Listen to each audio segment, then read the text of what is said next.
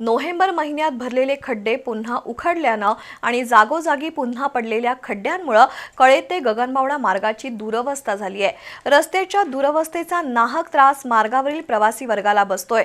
राष्ट्रीय महामार्ग विभागाने कळे गगनबावडा मार्गावरील संपूर्ण रस्त्याचं काम तात्काळ उत्तम दर्जाचं करावं अशी मागणी प्रवासी वर्गातून होतीये। कोल्हापूर ते तळेरे या राष्ट्रीय महामार्गावरील कळे ते गगनबावडा या दुसऱ्या टप्प्याचं काम प्रस्तावित असून या कामासाठीची टेंडर प्रक्रिया सुरू आहे। मात्र प्रत्यक्षात हे काम सुरू होण्यास बराच अवधी लागणार आहे।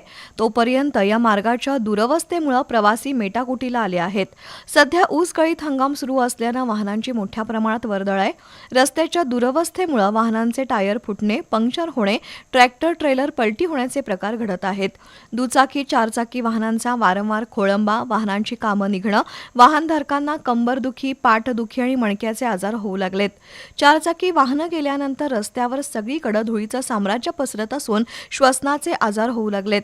रस्त्याच्या दुरवस्थेमुळे कोकणात जाणाऱ्या वाहनांचा आणि गगनबावडा तालुक्यातील पर्यटन स्थळाकडे येणाऱ्या पर्यटकांचा ओघ कमी झालाय। त्याचा विपरीत परिणाम हॉटेल व्यावसायिक, विक्रेते आणि लोकांच्या रोजगारावर होतोय। त्यामुळे या मार्गाचं संपूर्ण काम तात्काळ चांगल्या पद्धतीचं करावं अशी मागणी प्रवासी वर्गातून होत आहे।